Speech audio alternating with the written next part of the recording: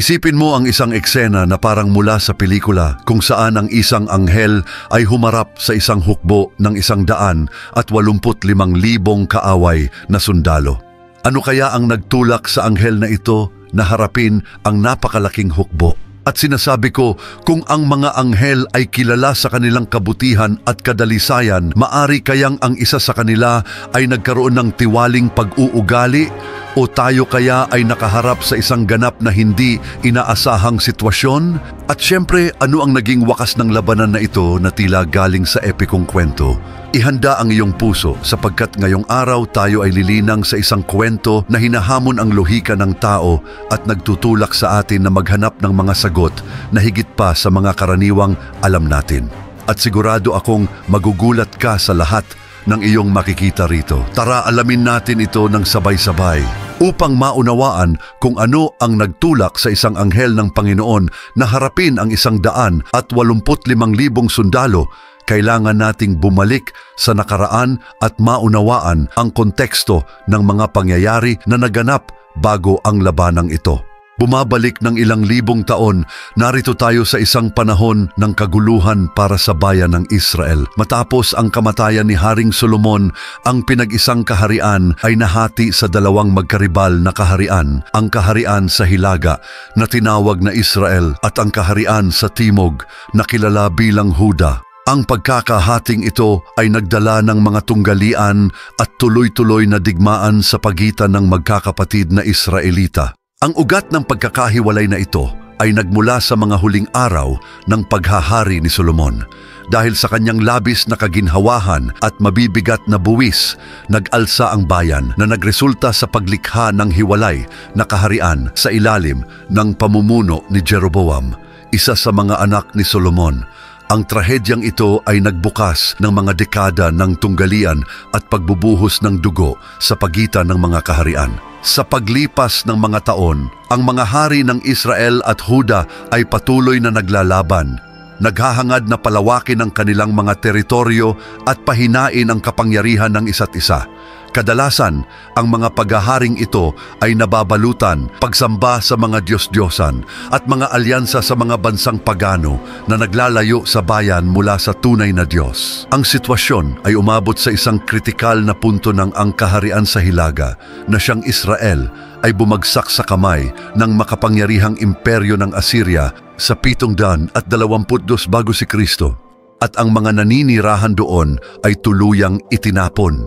Ito ay nag-iwan sa kaharian ng Huda sa ilalim ng patuloy na banta ng pagsalakay at pagpapasakop sa mga Asiryano. Sa kabila ng ilang maikling panahon ng espiritual na reforma, ang paghahati at ang pagre-rebelde laban sa Diyos ay patuloy na bumabagabag sa dalawang kaharian. Ito ay nagdulot ng matinding panghihina sa bayan ng Israel na iniwang madaling sakupin ng kanilang mga kaaway. Sa kontekstong ito ng pagkakawatak-watak at kahinaan, isang dramatiko at himalang pangyayari ang naganap na ating tatalakayin. Matapos ang pagbagsak ng kaharian sa Hilaga sa kamay ng mga Asiryano, ang kaharian ng Huda ay naging mas mahina laban sa lumalaking banta ng makapangyarihang imperyo ng Assyria. Sa ilalim ng pamumuno ng mga malupit at walang awang hari tulad ni Sennacherib, ang mga Asiryano ay nagpalawak ng kanilang sakop sa malaking bahagi ng sinaunang gitnang silangan. Ang imperyo ng Assyria ay isa sa pinakamakapangyarihang puwersa militar sa sinaunang mundo. Kilala sa kanilang kabangisan at kahusayan sa labanan, ang mga Asiryano ay nasakop ang malalawak na teritoryo sa gitnang silangan. Pinalawak ang kanilang kaharian at itinatag ang kanilang kapangyarihan sa maraming bansa. Ang kaharian ng Huda na pinamumunuan ng hari na si Ezekias ay isa sa ilang kaharian na patuloy na lumalaban sa pagsalakay ng mga Asiryan. Si Ezekias ay isang matuwid na hari na nagsikap na sundin ang mga kautusan ng Diyos at pangunahan ang kanyang bayan ayon sa banal na batas. Sinikap niyang palakasin ang Huda upang harapin ang banta ng Assyria, ngunit alam niyang malakas ang kapangyarihan militar ng kaaway. Kaya't kinailangan niyang gumawa ng isang desisyon na nagbago ng lahat. Si Sennacherib, ang hari ng Assyria, ay nagpasya na oras na para pasukuin ang Huda at nagmartsa kasama ang kanyang hukbo patungong Jerusalem. Ang paglusob sa Jerusalem ay isang panahon ng matinding tensyon para kay Ezekias at sa kanyang bayan. Sa isang napakalaking puwersa militar sa paligid ng lungsod, ang mga naninirahan sa Jerusalem ay naharap sa isang madilim na hinaharap. Ang hukbo ng Assyria ay may reputasyon sa kawalan ng awa sa mga lumalaban sa kanilang kapangyarihan. Ang paglusob sa Jerusalem ay hindi lamang isang usapin ng militar, kundi isang usapin din ng espiritual. Sa kanyang kapalaluan, sinabi ni Sennacherib na walang Diyos ang makakaprotekta sa kanila laban sa puwersa ng hukbong Asiryo. Nagpadala siya ng mga mensahero upang takutin si Ezekias at ang mga taga-Jerusalem, sinusubukang pahinain ang kanilang pananampalataya at hikayatin silang sumuko. Habang nakubkob ang Jerusalem at ang hukbong Asiryan sa pamumuno ng hari na si Sennacherib ay nasa tabi, si Ezekias, ang hari ng Huda, ay natagpuan ang kanyang sarili sa isa sa pinakamalubhang krisis ng kanyang pamumuno. Ang presyur mula sa mga Asiryo ay napakabigat at ang kapalaluan ni Sennacherib ay naghamon hindi lamang sa kapangyarihang militar ng Huda, kundi pati na rin sa pananampalataya ng kanyang bayan. Sa halip na bumigay sa takot, pinili ni Ezekias ang ibang landas na bumaling sa Panginoon ng buong puso. Nauunawaan ni Ezekias na ang kanyang sariling lakas ay hindi sapat para harapin ang napakalakas na puwersa militar ng mga Assyrian. Ang kanyang tanging pag-asa ay nakasalalay sa mas malaking kapangyarihan kaysa sa kaaway at alam niya kung kanino dapat tumawag. Sa halip na umasa sa mga pampolitikang alyansa o sa kanyang sariling diskarte militar, si Ezekias ay pumunta sa templo at nagdasal ng taimtim. Ang kanyang mga salita ay isang sigaw ng kawalan ng pag-asa at kasabay nito isang deklarasyon ng pananampalataya at tiwala sa kakayahan ng Diyos na iligtas ang kanyang bayan. Sa Isaias 37, mga bersikulo 14 at 15, nakatala na si Ezekias, kumuha ng sulat mula sa kamay ng mga mensahero, binasa ito at umakyat sa bahay ng Panginoon at ipinakalat ito sa harapan ng Panginoon at nanalangin si Ezekias sa Panginoon na sinasabi, kasabay nito si Isaias ang propeta ng Diyos sa Huda ay may mahalagang papel na ginampanan. Nagdala siya kay Ezekias ng mensahe ng pag-asa at katiyakan, tinitiyak na alam ng Diyos ang kapalaluan ni Sennacherib at natutugon siya ng may kapangyarihan. Ang propeta ay nagbigay ng lakas ng loob kay Ezekias na huwag matakot dahil ang Panginoon ay kikilos upang protektahan ang kanyang bayan. Kanyang binanggit ang tugon ng Panginoon kay Sennacherib na sinasabi, kaya't ganito ang sabi ng Panginoon tungkol sa hari ng Assyria, hindi siya papasok sa lungsod na ito, ni magpapakawala ng pana dito, hindi siya lalapit sa harapan nito na may kalasag, ni gagawa ng mga harang laban dito. Isaias 37, bersikulo 33. Samantala, ang hukbo ng mga Asiryo na nakapaligid sa lungsod ay isang patuloy na paalala ng nalalapit na panganib. Ang takot ay laganap sa mga lansangan ng Jerusalem, ngunit ang mga salita ni Isaias at ang pagtitiwala ni Ezekias sa Diyos ang nagsilbing lakas ng loob para sa bayan. Lahat ay naghihintay ng may pananabik sa susunod na hakbang ng mga Asiryo habang ang pananampalataya sa Diyos ay sinusubok sa sukdulan. Habang ang Jerusalem ay nananatiling sinasakop ng mga puwersa ng mga Asiryo at si Ezekias ay humihingi ng tulong sa Diyos, may isang pambihirang pangyayari na nagsimulang maganap. Sa likod ng nakamamatay na salungatang ito, isang espiritual na labanan ng epikong sukat ang malapit ng magbukas. Sa gabi, habang ang mga sundalong Asiryo ay naghahanda para sa isang bagong araw ng pagkubkob, may isang bagay na nakakagulat na nangyari sa kampo ng mga kaaway. Bigla isang makapangyarihang anghel ng Panginoon ang bumaba mula sa langit at sinalakay ang kampo ng mga Asiryo.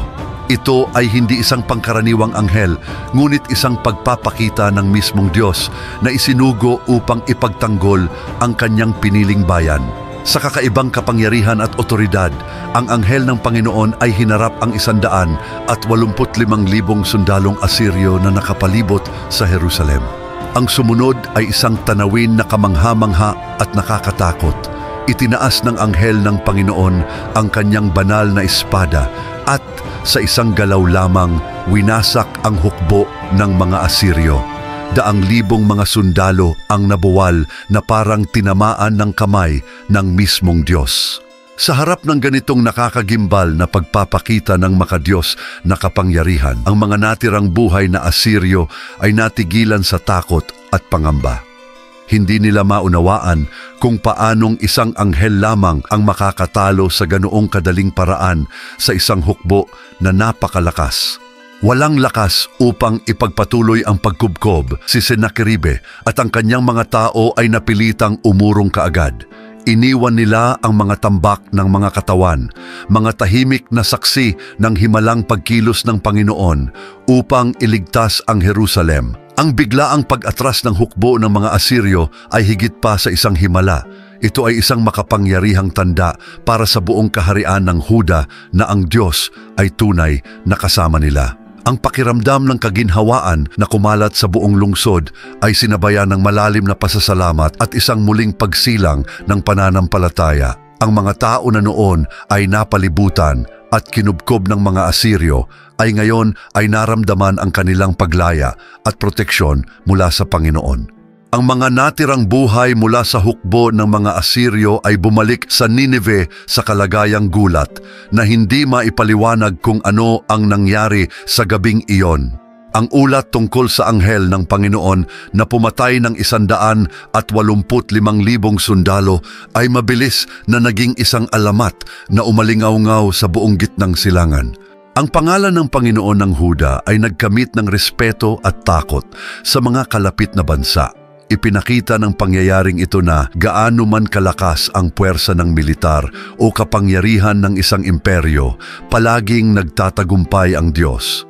Si Ezekias, sa pagkakita ng kamay ng Diyos na kumikilos, ay naging mas masigasig sa kanyang debosyon sa Panginoon. Pinamunuan niya ang isang espiritual na muling pagkabuhay sa Huda. Hinihikayat ang mga tao na iwanan ang idolatriya at sundin ang mga utos ng Panginoon na may bagong sigla. Ang mga kwento ng himalang tagumpay na ito ay ikinuwento at muling ikinuwento sa mga sumunod na henerasyon na naging mahalagang bahagi ng espiritual na pamana ng Israel. Mula sa tagumpay na ito, napagtanto ng mga taga-Jerusalem na hindi sila nag-iisa sa kanilang pakikibaka laban sa mga kaaway na tila hindi matatalo. Ang pananampalataya at tiwala sa Diyos ay lumago na nagbibigay sa mga tao ng bagong kahulugan ng layunin at katatagan. Alam nila na habang sinusunod nila ang mga paraan ng Panginoon, hindi nila kailangang matakot sa anumang kaaway. Ngunit may isa pang bagay sa kwentong ito na kailangan mong malaman. Maaring iniisip mo na naintindihan mo ang aral at mensahe na dala ng kwentong ito.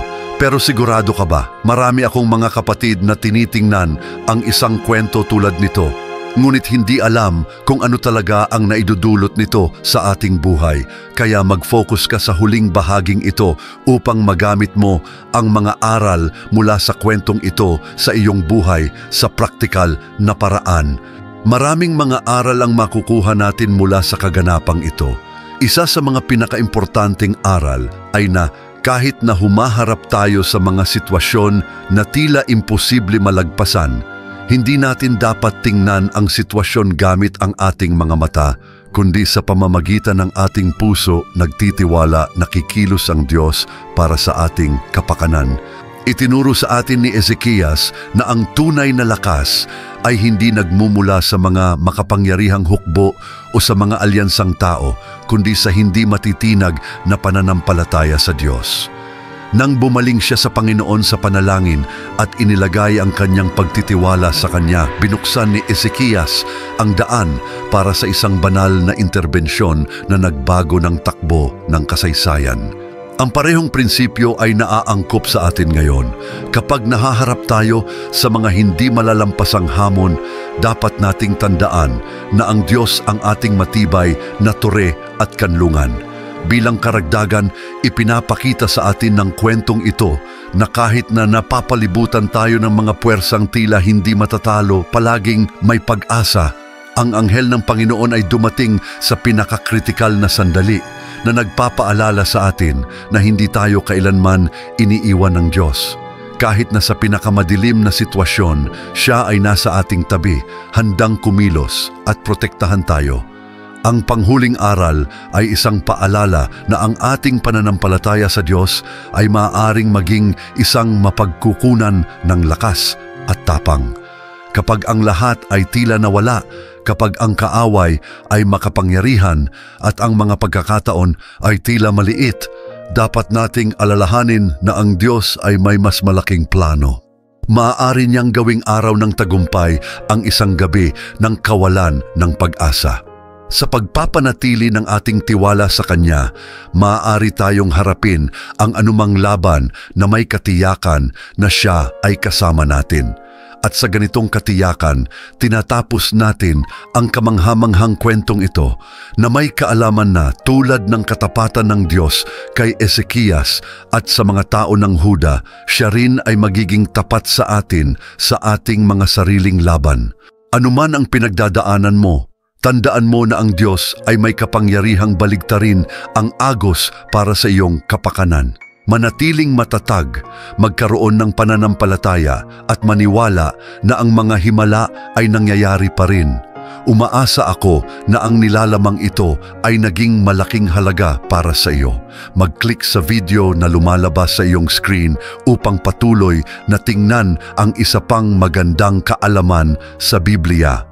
At syempre, mag-subscribe sa aming channel upang hindi ka makaligtaan ng anumang nilalaman sa hinaharap. Amen. Pagpalain ka ng Diyos.